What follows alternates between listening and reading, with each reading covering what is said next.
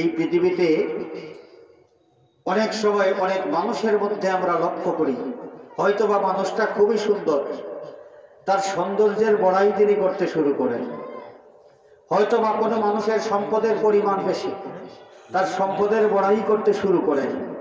হয়তোবা কোনো মানুষ হজ করেছেন 10 বার, তার হজের বড়াই করতে শুরু করেন। হয়তোবা কোনো মানুষ তাহাজ্জুদের নামাজ নিয়মিত পড়েন, তিনি তার তাহাজ্জুদের নামাজের বড়াই শুরু করেন।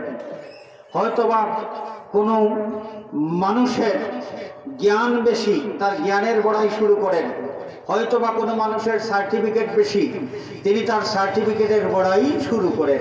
মাঝে মাঝে দেখি কোনো মানুষকে আল্লাহ রাব্বুল আলামিন কোনো বিশেষ নেয়ামত যখন বেশি দিয়ে থাকেন, নেয়ামত বেশি পাওয়ার পর তিনি নিজে বড়াই শুরু করেন। যেখানে বেশি নেয়ামত দাতা যে আল্লাহ, সেই আল্লাহর কাছে তিনি বিনীত হওয়ার কথা যে আল্লাহ রাব্বুল আলামিন আমাকে এমন নেয়ামত দিয়েছেন যেটা সচরাচর অন্য কোনো মানুষকে আল্লাহ পাক দেন নাই। তাহলে আল্লাহ পাক দয়া করেছেন, সেই আল্লাহর দয়ার কথা স্মরণ করে যেখানে তিনি বিনীত হওয়ার কথা, সেইখানে তিনি বিনীত না হয়ে তিনি নিজের শ্রেষ্ঠত্ব নিয়ে চিন্তা করতে শুরু করেন। হাজিরিন কিরাম, এমন মানুষ যদি কেউ থাকেন, এরা ইবাদুর রহমান যে পরিচয় আল্লাহ পাক উল্লেখ করেছেন, এই পরিচয়ের আওতাভুক্ত হতে পারবেন না। এরা আল্লাহর পক্ষ থেকে বেশি দয়া পাওয়ার যোগ্যতা লাভ করতে পারবেন না। দাম্ভিকতা, অহংকার এমন একটা বদভ্যাস, যে বদভ্যাস মানুষকে জান্নাত থেকে বঞ্চিত করে দেয়। মিস্টার ইবলিস কত বড় আবিদ ছিল, আবিদ, ইবাদত গুজার, এবং সে ছিল মুআল্লিমুল মালাইকা। 6.5 লক্ষ বছর ফেরেশতাদের উস্তাদগিরি করেছে যে ইবলিস, সেই ইবলিস ছিল জান্নাতে। কোথায় ছিল? জান্নাতে ছিল। আল্লাহ রাব্বুল আলামিন তাকে বললেন, উখরুজ মিনহা ফাইন্নাকা রাজিম, তুমি জান্নাত থেকে বিতাড়িত হয়ে যাও, এখানে তোমার জায়গা নাই, এখানে তোমার জায়গা নাই, কারণ তুমি অহংকারী। আল্লাহ পাক বলেছেন আবা ওয়াস্তাকবারা, অহংকার করে নাফরমানি করেছে। মাটির তৈরি আদম, এটা চিন্তা করে সে নিজেকে আদমের চাইতে শ্রেষ্ঠ মনে করেছে। ওই যে মাটির তৈরি স্লোগান, এটা কিন্তু ইবলিস থেকে শুরু হয়েছে। অনেক মানুষ বর্তমানে বলে না যে নবী মাটির তৈরি, নবী মাটির তৈরি, নবীর মাটির তৈরি, মুখে ফেনা চলতেছে এই বক্তব্য দিয়ে। আরে বাবারে, নবী মাটির তৈরি না হীরার তৈরি, তোমার তো এই কথা চিন্তা না করলেও চলে। তোমার চিন্তা করা দরকার, যে নবী পেয়েছো সেই নবীর আনুগত্য কতটুকু করতে পেরেছো। নবী কিসের তৈরি এটা নিয়ে তোমার মাথা ঘামানোর কি দরকার? আর মাটির তৈরি তো একজন, তিনি হচ্ছেন বাবা আদম আলাইহিস সালাতু ওয়াস সালাম। দ্বিতীয় কোনো মানুষকে আল্লাহ রাব্বুল আলামিন মাটি দিয়ে তৈরি করেছেন, এইটা তো আল্লাহ জানান নাই। আল্লাহ জানিয়েছেন আদম সন্তান যারা, এদেরকে মিশ্রিত তরল পদার্থ থেকে সৃষ্টি করেছেন। আদম সন্তানকে কি থেকে সৃষ্টি করেছেন? মিশ্রিত তরল পদার্থ থেকে সৃষ্টি করেছেন। আর মাটির তৈরি কায়া একমাত্র আমাদের বাবা আদম আলাইহিস সালামের। তো আমাদের নবীজি মাটির তৈরি না নূরের তৈরি না হীরার তৈরি, এই নিয়ে বিতর্ক কি দরকার রে বাবা? কি দরকার আছে? আমাদের নবীর ইতিহাসটা কি এত সোজা? আমাদের নবী পাক সাল্লাল্লাহু আলাইহি ওয়াসাল্লামের মানব রূপের ইতিহাস মাত্র 63 বছরের। কতদিনের? মানব রূপে নবী মুহাম্মদ সাল্লাল্লাহু আলাইহি ওয়াসাল্লামের ইতিহাস মাত্র 63 বছরের। এর আগে আমাদের নবী ছিলেন, আরো আগে ছিলেন। কখন ছিলেন? বাবা আদম আলাইহিস সালামকে সৃষ্টির আগে ছিলেন। আরো আগে কখন ছিলেন? যখন আরশ ছিল না, কুরসি ছিল না, লৌহ ছিল না, কলম ছিল না, জান্নাত ছিল না, জাহান্নাম ছিল না, আসমান ছিল না, জমিন ছিল না, সৃষ্টিকুলের মধ্যে কোনো কিছুর অস্তিত্ব ছিল না। একমাত্র সৃষ্টিকর্তার অস্তিত্ব ছিল। আল্লাহ পাক সর্বপ্রথম যাকে সৃষ্টি করলেন তিনি হচ্ছেন হকিকতে মুহাম্মদী, জাতে মুহাম্মদী সাল্লাল্লাহু আলাইহি ওয়াসাল্লাম, এবং তিনি ছিলেন নূর। কি ছিলেন? নূর। সে নূর হয়ে নূর হয়ে নূর হয়ে আস্তে আস্তে আস্তে আস্তে হযরতে আব্দুল্লাহ রাদিয়াল্লাহু আনহু, আব্দুল্লাহর কপাল মোবারক থেকে সেই নূর আমেনার মধ্যে, এবং সেই আমেনার গর্ভের মধ্যে জসদে মুহাম্মদী মানব রূপের এই কায়া সৃষ্টি করার পর ওই কায়া দিয়া নূরে মুহাম্মদী, জাতে মুহাম্মদী, হাকিকতে মুহাম্মদী সাল্লাল্লাহু আলাইহি ওয়াসাল্লামকে কাভারিং করে আল্লাহ রাব্বুল আলামিন পৃথিবীতে পাঠিয়েছেন। আল্লাহ নবী মানব রূপে পৃথিবীতে শুভাগমন করলেন। এই হচ্ছে আমাদের নবীজির দ্বিতীয় পর্বের ইতিহাস। মাত্র 63 বছরের এই ইতিহাসের দিকে তাকাইয়া বলবা যে নবী মাটির তৈরি, বিবেকটা কোন জায়গায় আছে? বিবেকটা কোন জায়গায়?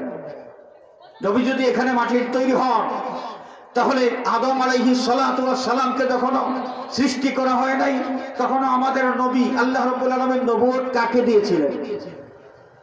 আমাদের আল্লাহ পাক যে নবুয়তটা দান করলেন, নবীজি বললেন কুনতু নাবিয়্যান ওয়া আদামু বাইনাল মা'i ওয়াত তিন। পানি এবং মাটির মধ্যে যখন আদম গড়াগড়ি করেন, ওয়া আদামু বাইনার রূহি ওয়াল জাসাদ, আদম আলাইহিস সালাতু ওয়াস সালাম তার কায়া সৃষ্টি করা হয়েছে, জীবন তখনও পান নাই। আমাদের নবী বলেন যে আমি তখনও নবী। সুবহানাল্লাহ, তখনও নবী। এই নবুয়তটা আল্লাহ পাক কাকে দান করেছিলেন? কাকে দান করেছিলেন? তখন কি এই যে মাটির কায়াওয়ালা মুহাম্মদ সাল্লাল্লাহু আলাইহি ওয়াসাল্লাম ছিলেন? মাটির কায়াওয়ালা মুহাম্মদ সাল্লাল্লাহু আলাইহি ওয়াসাল্লাম তিনি তো জন্মগ্রহণ করেছেন আমেনার গর্ভ থেকে, মক্কার কুরাইশ বংশে আমেনার ঘরে। কিন্তু যখন আল্লাহ পাক প্রথম নবুয়ত দান করলেন, তখন কি মাটির কায়ার মুহাম্মদ ছিলেন? মানব রূপে নবী মুহাম্মদ ছিলেন? তো কাকে দিলেন নবুয়ত? নূর মুহাম্মদ সাল্লাল্লাহু আলাইহি ওয়াসাল্লামকে আল্লাহ রাব্বুল আলামিন নবুয়ত দান করেছিলেন। সুতরাং এই যে আমাদের সমাজে খামাখা একটা জিনিস নিয়ে বিতর্ক, আমাদের জ্ঞানের স্বল্পতার কারণে এই বিষয় নিয়ে বিতর্ক করা হয়। কিছু মানুষ নবী মাটির তৈরি, মাটির তৈরি এগুলো বলতে বলতে স্লোগানটা ওই যে ইবলিস শুরু করেছিল, আদম মাটির তৈরি, আদম মাটির তৈরি, ওই স্লোগানটা চলতে চলতে এখনো কিছু মানুষের মধ্যে এটা আছে। ইবলিস তখন বলেছিল আনা খায়রুম মিনহু। আল্লাহ পাক বললেন যে তোমাকে আমি হুকুম দিলাম সকলকে আদমকে সেজদা করার জন্য, সবাই সেজদা করলো, তুমি কেন করো নাই?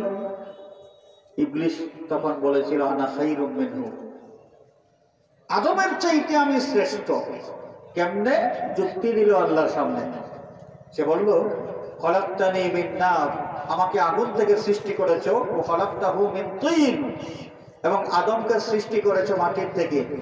আগুনের মাটির চাইতে আগুনের পাওয়ার বেশি। সুতরাং এই মাটির তৈরি আদমের চাইতে আগুনের তৈরি আমার মর্যাদা বেশি। নিজেকে শ্রেষ্ঠ মনে করা, নিজেকে নিজে শ্রেষ্ঠ মনে করা, নিজেকে নিজে শ্রেষ্ঠ মনে করা, এটাই হচ্ছে সর্বনাশের মূল। ইবলিস তখন অহংকার করলো। আল্লাহ রাব্বুল আলামিন বললেন উখরুজ মিনহা ফাইন্নাকা রাজিম, তুমি জান্নাত থেকে বের হয়ে যাও। ওয়া ইন্না আলাইকাল লা'নাতা ইলা ইয়াউমিদ্দিন, কিয়ামত পর্যন্ত তোমার প্রতি লানত বর্ষিত হতে থাকবে। নাউযুবিল্লাহ বলেন। আল্লাহর নবী সাল্লাল্লাহু আলাইহি ওয়াসাল্লাম ইরশাদ করেছেন লা ইয়াদখুলুল জান্নাতা মান কানা ফি কলবিহি মিসকাল হাববাতিন মিন কিবরিন, কোন ব্যক্তির অন্তরের মধ্যে বিন্দু পরিমাণ অহংকার যদি থাকে তাহলে ওই ব্যক্তি জান্নাতে প্রবেশ করতে পারবে না। অহংকার করবেন? মানুষের অহংকার করার কি যোগ্যতা আছে বলেন? কোন মানুষ যদি ধনের অহংকার করতে চায়, তাহলে ধনটা কে দিল তাকে? ধন সম্পদ কে দেন? আরো জোরে বলেন আল্লাহ। আল্লাহ রাব্বুল আলামিন যদি ধন সম্পদ দান করে থাকেন, তাহলে মানুষ নিজের কৃতিত্ব এখানে কোথায় দেখলো? সে দোকানদারি করে ব্যবসা করে মাসে 3 লক্ষ টাকা লাভ করে, তার মতোই আরেকজন দোকানদারি করে ব্যবসা করে মাসে 1 লক্ষ টাকাও ইনকাম করতে পারে না। তাহলে যেই লোকটা 3 লক্ষ টাকা মাসে ইনকাম করতে পারে, তার সমান আরেকজন ব্যবসায়ী তার 3 ভাগের 1 ভাগও মাসে ইনকাম করতে পারে না, লাভ করতে পারে না। তো ওই লোকটাকে বেশি যে লাভ করলো, ওই সম্পদটাকে কে দিয়েছেন? আল্লাহ। সম্পদশালী হওয়ার পরে মানুষ কিন্তু আল্লাহকে ভুলে যায়।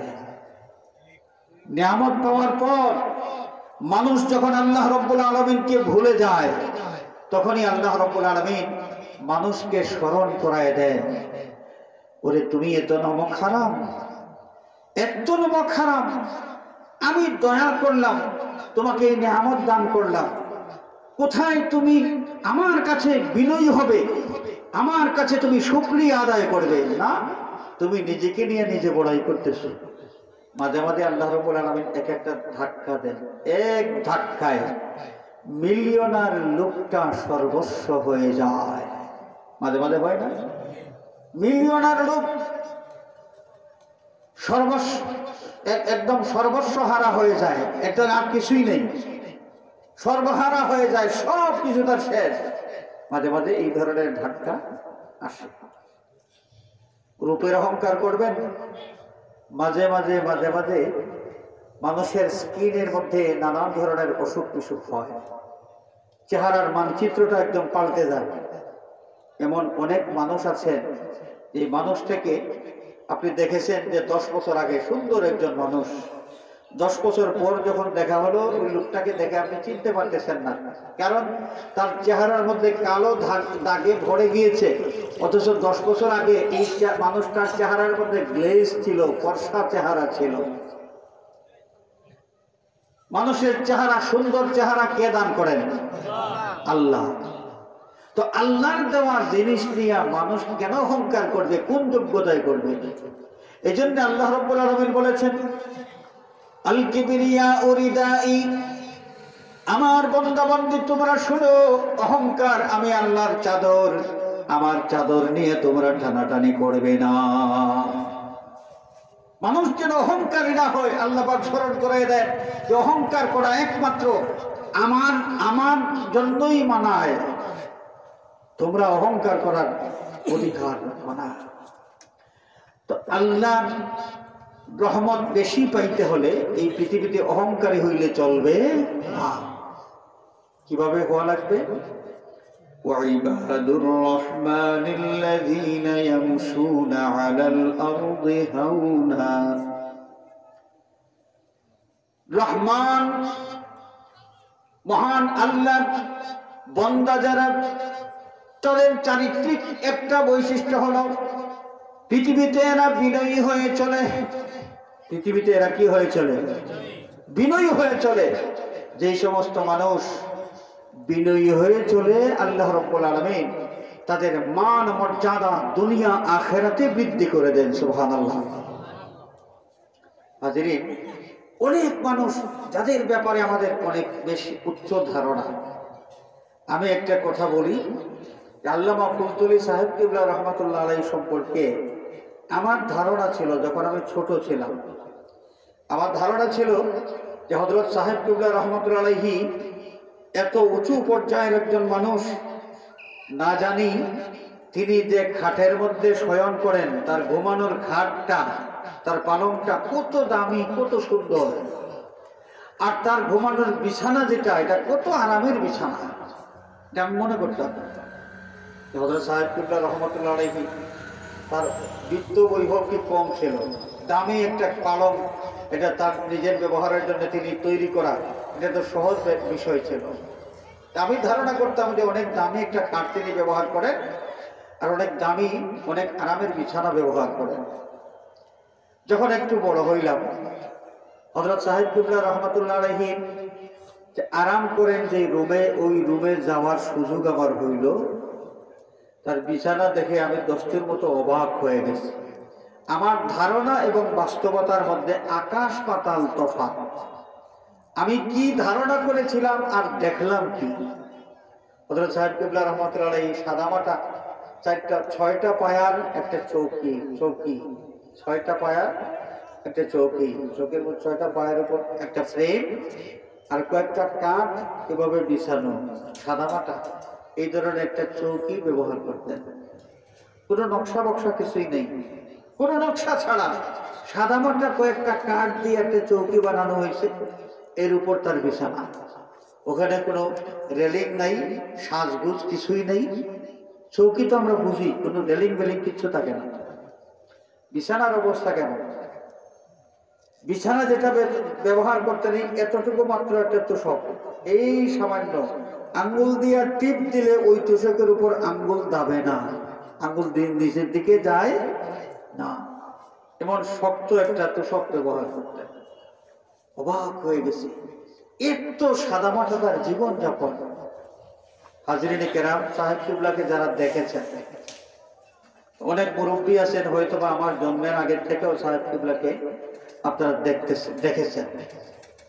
জীবনে কোনোদিন তার চলাফেরার মধ্যে কোনো একটা ঘামসে পড়া কোন হয় এমন কোনো ভাব জীবনে দেখা যায় না। আপনারা দাওয়াত করেছেন, বিভিন্ন জায়গায় মানুষ দাওয়াত করেছেন ওয়াজ মাহফিলে, কোনোদিন তিনি জিজ্ঞেসও করেন নাই যে এই মাহফিলে প্রধান অতিথি কে, আমার নামটি প্রধান অতিথির কলমে আছে, আমার নামটা কি মোটা হরফে লেখা আছে। কোনো দিন এইটা দেখেনও নাই, প্রশ্ন করেন নাই, জানতেও চান নাই। সাদামাটা জীবন, সাদামাটা জীবন। এই যে আল্লাহ রাব্বুল আলামিনের এত দয়া তিনি লাভ করেছেন, আল্লাহ পাক মানুষের কাছে তাকে সম্মানী বানিয়েছেন, এবং আমাদের বিশ্বাস পরকালেও জান্নাতুল ফিরদাউসের বাসিন্দা তিনি হবেন। এই দয়া লাভ করার পিছনে যত কারণ, এর মধ্যে একটা বড় কারণ হলো তার জীবনের বিনয়। জীবনে তিনি বিনয়ী ছিলেন। তিনি ছাত্রদেরকে পড়াইতেন, রমজানুল মুবারকে কোরআন শরীফের শিক্ষা যখন দিতেন, আমার ওয়ালিদ মোহতরমের কাছ থেকে আমি গল্প শুনেছি।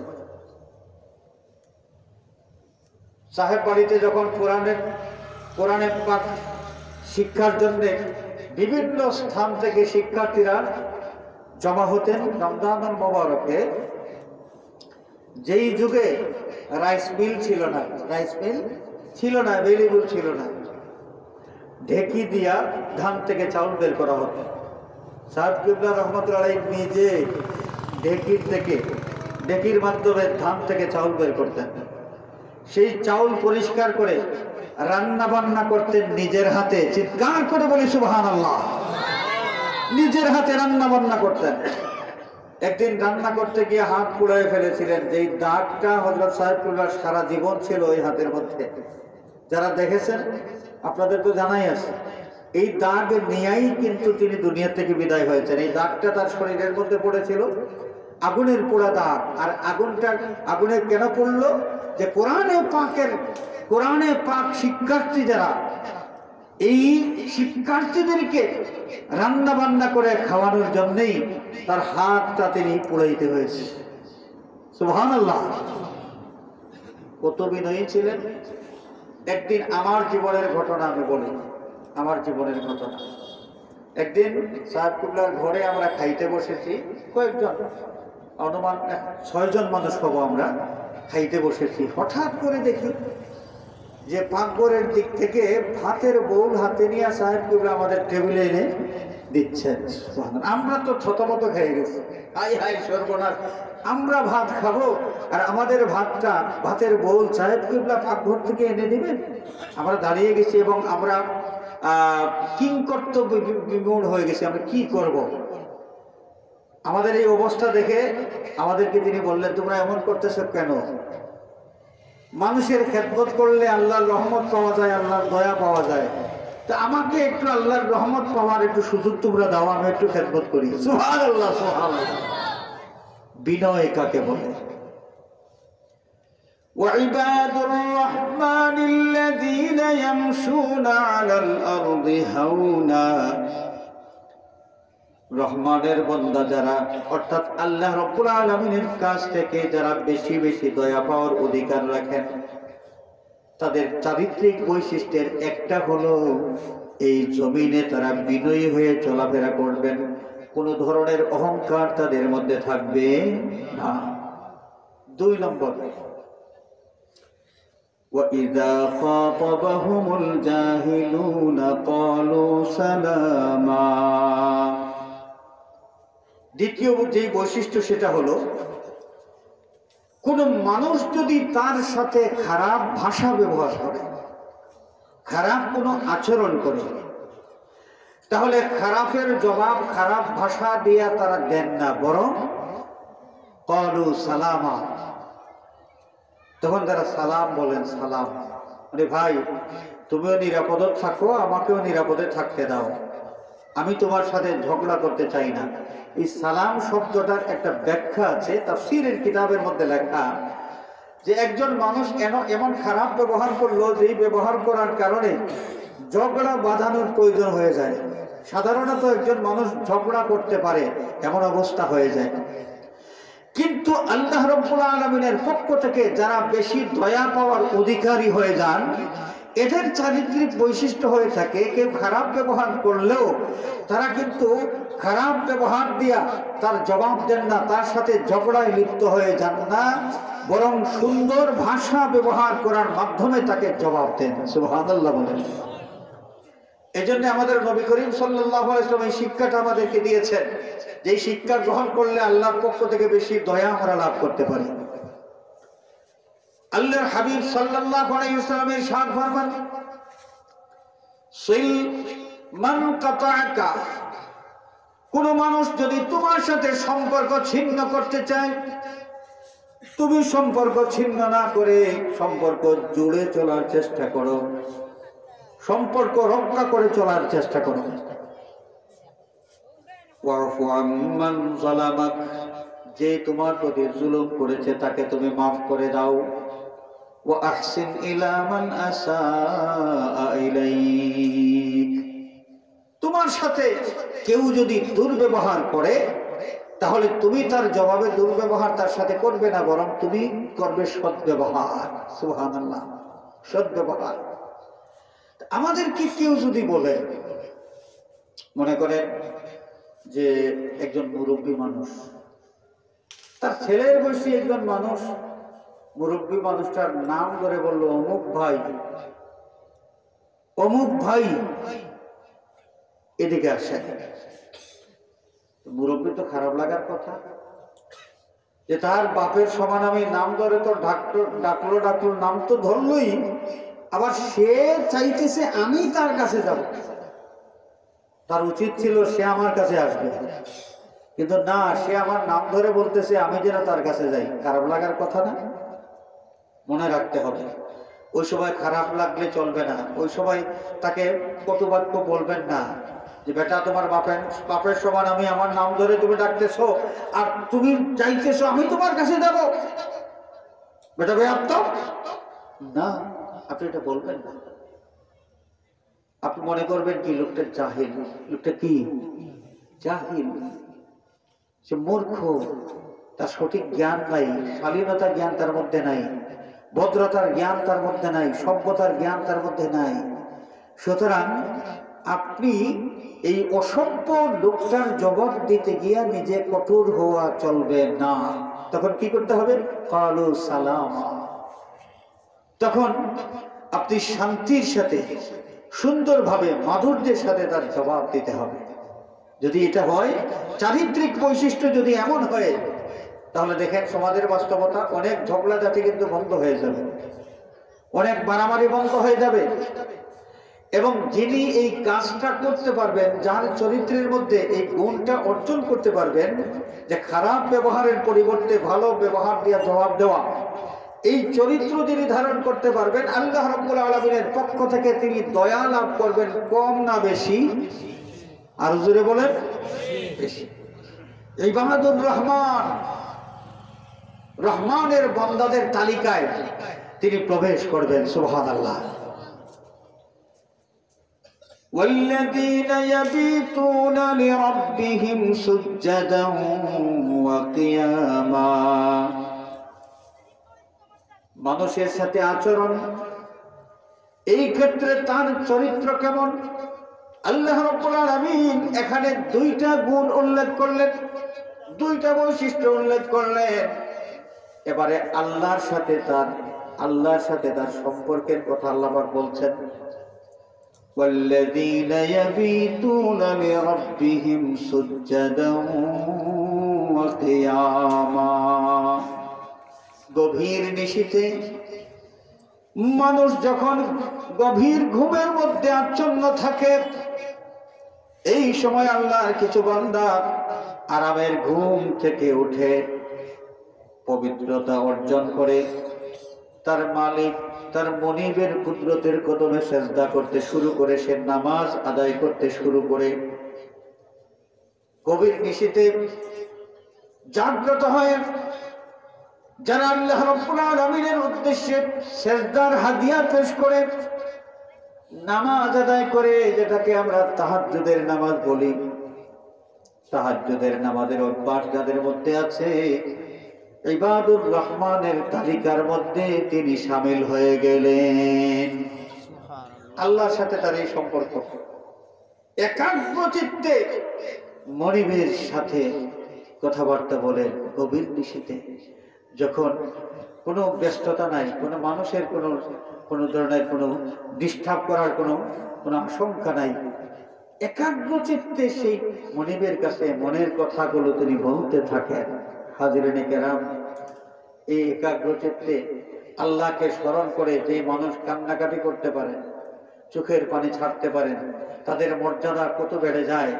আল্লাহর নবী সাল্লাল্লাহু আলাইহি ওয়াসাল্লাম একটা হাদিস শরীফের মাধ্যমে জানিয়ে দিয়েছেন, 7 শ্রেণীর মানুষ কিয়ামতের দিন আরশের ছায়ার নিচে জায়গা পাবে, যেই দিন আরশের ছায়া ছাড়া অন্য কোনো ছায়া থাকবে না। 7 শ্রেণীর মানুষের মধ্যে একদল মানুষ, যাকারাল্লাহা খালিয়ান ফাফাদাত আইনাহু, নীরবে নির্বিঘ্নে একা একা বসে আল্লাহ রাব্বুল আলামিনকে স্মরণ করেন, আল্লাহর কাছে কান্নাকাটি করেন, চোখের পানি ছাড়েন। আল্লাহর নবী সাল্লাল্লাহু আলাইহি ওয়াসাল্লামের সাথ ফরমান, এই মানুষগুলো কিয়ামতের দিন আল্লাহর আরশের নিচে ছায়ার নিচে জায়গা পেয়ে যাবে। সুবহানাল্লাহ। ওয়াল্লাযীনা ইয়াবীতুনা লিরাব্বিহিম সুজদান ওয়া কিয়ামা। এখন এই মানুষগুলোর তো আমল নেক আমল, কারণ মানুষের সাথে তার সুলুক ভালো, মানুষের সাথে তার আচার ব্যবহার সব ভালো, আল্লাহর সাথেও তার সম্পর্ক খুব নিবিড়। ফরজ ওয়াজিব এগুলো তো আদায় করে, আবার তাহাজ্জুদের নামাজও পড়ে, গভীর নিশীথে আল্লাহ রাব্বুল আলামিনের দরবারে কান্নাকাটি করে। আমল তো যথেষ্ট। এই আমল নিয়ে কিন্তু সে নিশ্চিন্ত হয়ে থাকে না, তার মনের মধ্যে একটা ভয় থাকে যে হয়তো আমি কোনো কারণে অপরাধী হয়ে আমার মনিবের দরবারে আসামির কাঠগড়ায় দাঁড়াইতে পারি, তখন তো আমি জাহান্নামের আগুনে জ্বলতে হবে। তখন এই লোকটা আল্লাহর কাছে জাহান্নামের আগুন থেকেও পানাহ চাইতে থাকে। সুবহানাল্লাহ বলেন। والذين يقولون ربنا اصرف عنا عذاب جهنم إن عذابها كان غراما। রহমানের বান্দা যারা আল্লাহ রাব্বুল আলামিনের পক্ষ থেকে বেশি দয়া পাওয়ার অধিকারী যারা হয়ে যায়, সেই সমস্ত মানুষ যাদের চারিত্রিক বৈশিষ্ট্যের একটা হলো, যারা আল্লাহ রাব্বুল আলামিনের কাছে জাহান্নামের শাস্তি থেকে পানাহ চায়, জাহান্নামের আগুন থেকে পানাহ চায় এবং বলে, আল্লাহ জাহান্নামের বর্ণনা শুনেছি, কত কঠিন অবস্থা, কত কষ্টের জায়গা, সেটা বর্ণনা শুনে ভয় লাগতেছে। মাওলা, আল্লাহ তোমার কাছে ওই জাহান্নাম থেকে পানাহ চাই। পুরো মানুষের মধ্যে আল্লাহর শাস্তির ভয় যখন ঢুকে যায়, আল্লাহ রাব্বুল আলামিনের বড় দয়া লাগে, মায়া লাগে। সুবহানাল্লাহ। আল্লাহ পাক বড় বেশি মায়া করেন সেই মানুষগুলোকে যারা আল্লাহর শাস্তির ভয়ে সব সময় প্রকম্পিত থাকে। তো রহমানের পক্ষ থেকে বেশি দয়া পাওয়ার উপযুক্ততা অর্জন করতে হলে কি লাগবে? এই আল্লাহর কাছে জাহান্নামের আগুন থেকে পানাহ চাইতে হবে। আল্লাহর ভয় অন্তরের মধ্যে, শাস্তির ভয় অন্তরের মধ্যে জাগাতে হবে। দেখেন, একটা লোক সারা জীবন কাফন চুরি করল, সারা জীবন, বুখারী শরীফের হাদিস, আরো বিভিন্ন হাদিস গ্রন্থের মধ্যে আছে। কাফন চুরি করে করে সারাটা জীবন সে উপার্জন করেছে, কাপড়ের টাকা, এগুলো পরিষ্কার করে বিক্রি করত এবং এই কাপড় বিক্রির টাকা তার সে জমা করতে করতে অনেক বড় ধনী হয়ে গিয়েছে, অনেক সম্পদ সে কামাই করেছে। একবার এই লোকটা যখন অসুস্থ হয়ে পড়ল এবং তার বিশ্বাস হয়ে গেল সে আর বাঁচবে না, তখন তার চিন্তা আসলো যে আমি যদি মারা যাই আর আমাকে দফন করা হয়, সাথে সাথে আমার কবরের মধ্যে আল্লাহর শাস্তি চলে আসবে। কেন?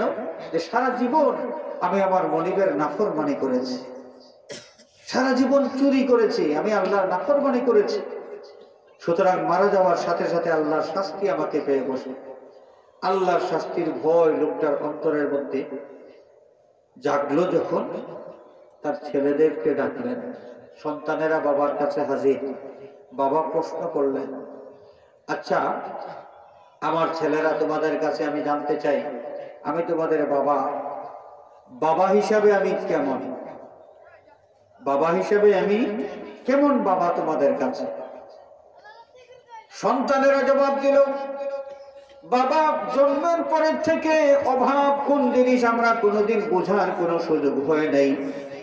আমাদেরকে তুমি কত সুন্দরভাবে লালন পালন করেছো এবং সারা জীবন অক্লান্ত পরিশ্রম করে আমাদের জন্য সম্পদের পাহাড় তুমি সঞ্চয় করে রেখেছো। এই সমাজের মধ্যে তোমার মতো বাবা আর কেউ হইতে পারে না। আমরা যেমন ভালো বাবা পেয়েছি, এই সমাজের আর কোনো সন্তান এত ভালো বাবা পায় নাই। আল্লাহর বান্দা চোখের পানি ছেড়ে দিল। চোখের পানি ছেড়ে দিয়ে সে বলতে শুরু করলো, আমার ছেলেরা, তোমাদেরকে আমি বলি, বাবা হিসেবে যদিও তোমাদের কাছে আমি ভালো, কিন্তু তোমরা শুনে রাখো, আমার মনিবের কাছে আমি সবচেয়ে নিকৃষ্ট। আমার মতো পাপী সমাজে আরেকজন নাই। সারাটা জীবন আমার মনিবের নাফরমানি করার কারণে মনিবকে নারাজ করে দিয়েছি। আমার সন্তানেরা তোমাদেরকে ওসিয়ত করে যায়, আমি মারা যাওয়ার পরে আমাকে তোমরা দফন করবে না, বরং আমার লাশটা পুড়াইয়া ছাই বানিয়ে দিয়ে সাগরের মধ্যে নিক্ষেপ করবে। এই হাদিস অন্য আরেকটা সনদে বর্ণিত হয়েছে। সেই রিওয়ায়াতের মধ্যে এসেছে যে আমার লাশ পোড়াইয়া ছাই বানাইয়া ওই ছাইগুলো তোমরা বিভিন্ন পাহাড়ের মধ্যে নিক্ষিপ্ত করবে। একটা পাহাড়ে না, বিভিন্ন পাহাড়ের মধ্যে একটু একটু একটু একটু করে ছাই তোমরা ছিটাই দেবে। কিছুদিন পরে লোকটা মারা গেলেন। বাবার ওসিয়ত মোতাবেক সন্তানেরা তাদের বাপের লাশ দফন না করে লাশটা তারা পুড়াইয়া ছাই বানিয়ে সেই ছাই সাগরের মধ্যে অথবা পাহাড়ের মধ্যে তারা নিক্ষেপ করলো। আল্লাহ রাব্বুল আলামিন তিনি তো ছাই হোক আর যাই হোক সব কিছুকে আবার জিন্দা করতে পারেন। ইন্নামা আমরুহু ইযা আরাদা শাইআন আন ইয়াকুলা লাহু কুন ফায়াকুন। যে কোনো ঘটনা ঘটানো যখন ইচ্ছা করেন আল্লাহ, তখন বেশি আয়োজন করা লাগে না, মিস্ত্রি ডাকতে হয় না, ইঞ্জিনিয়ার ডাকতে হয় না, কোন বললেই হয়ে যায়।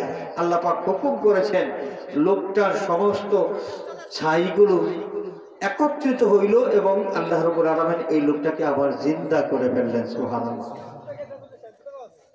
জিন্দা করার পর আল্লাহ পাক প্রশ্ন করলেন যে আমি যে তোমাকে আবার জিন্দা করতে পারবো, তুমি কি এটা বিশ্বাস করতে না?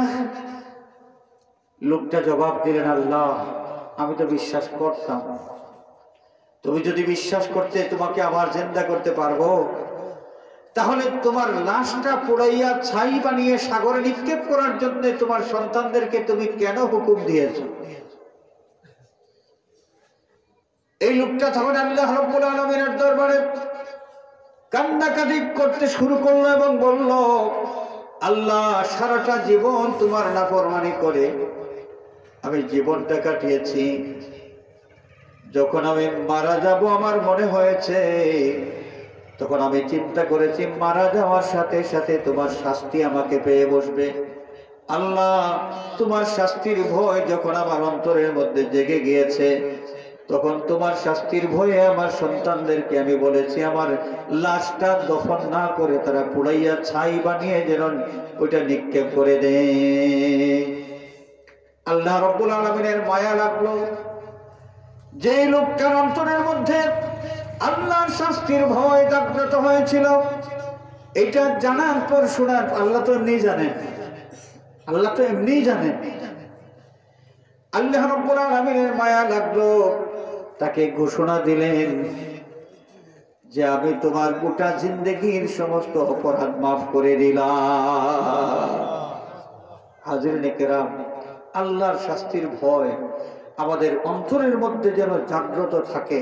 যদি এই বিষয়টা আমাদের অন্তরে আমরা সব সময় হাজির রাখতে পারি, তাহলে আমাদের আমল সুন্দর থাকবে। এই পৃথিবীতে যে পরীক্ষার জন্য আল্লাহ রাব্বুল আলামিন আমাদেরকে পাঠিয়েছেন, সেই পরীক্ষায় কিন্তু আমরা পাস করতে পারব।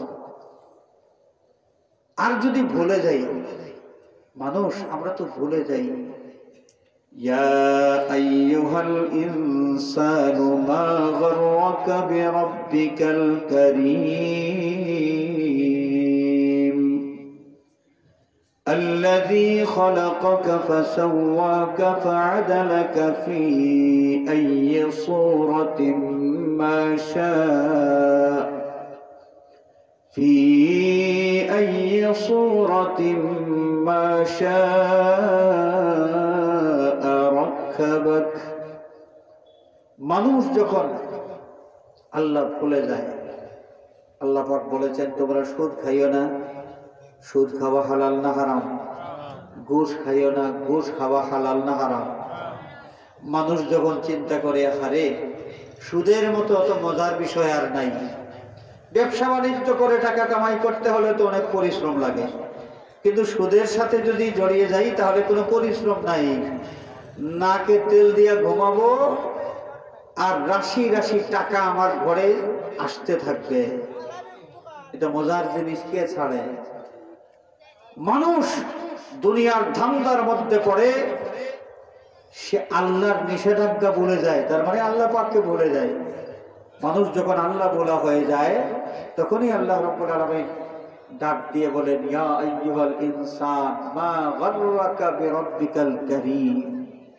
তোমার দয়াময় আল্লাহর ব্যাপারে, তোমার দয়াময় রবের ব্যাপারে কোন জিনিস তোমাকে ধোঁকার মধ্যে ফেলে দিয়েছে? আর যদি কোনো মানুষের চিন্তার মধ্যে থাকে যে যদিও সুদ খাইলে আমি অনেক বেশি টাকা কামাই করতে পারবো, কিন্তু আমার মনিব তো আমাকে নিষেধ করে দিয়েছেন, আমার জন্য হারাম করে দিয়েছেন, যদি আমি আমার মনিবকে নারাজ করি তাহলে জাহান্নামের আগুনে জ্বলতে হবে। তখন জাহান্নামের আগুনের ভয় যদি অন্তরের মধ্যে জাগ্রত থাকে, ওই লোকটার সুদ খাইতে পারে না। হাজিরিন, আল্লাহর পক্ষ থেকে যারা বেশি দয়া লাভ করেন তাদের চারিত্রিক বৈশিষ্ট্য, যেটা আল্লাহ রাব্বুল আলামিন জানিয়ে দিয়েছেন। এক, পৃথিবীতে আমরা বিনয়ী হয়ে চলবো, অহংকার বর্জন করে চলবো, অহংকারী হব না।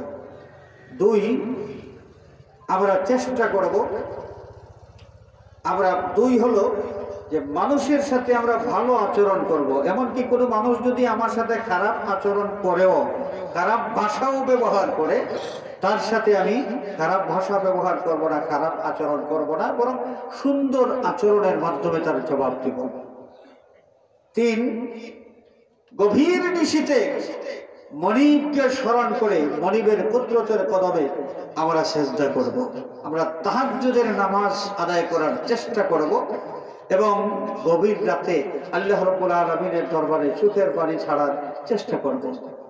এরপরের যে গুণ সেটা হলো আল্লাহর জাহান্নামের ভয়, জাহান্নামের শাস্তির ভয় অন্তরের মধ্যে জাগ্রত করে জাহান্নামের আগুন থেকে, শাস্তি থেকে বেশি বেশি করে আল্লাহর দরবারে পানাহ চাইতে হবে। এই গুণগুলো যদি আমরা অর্জন করতে পারি, আরো আছে অনেক, এই গুণগুলো যদি আমরা অর্জন করতে পারি তাহলে ইবাদুর রহমানের তালিকায় কিন্তু আমাদের নামটা অন্তর্ভুক্ত হয়ে যাবে। রহমানের অর্থাৎ আল্লাহর পক্ষ থেকে যেই সমস্ত বান্দারা বেশি রহমত লাভ করতে পারবেন তাদের কাতারে আমরা শামিল হতে পারবো। আল্লাহ রাব্বুল আলামিন এই তৌফিক যেন আমাদেরকে দান করেন, সবাই বলি আমিন।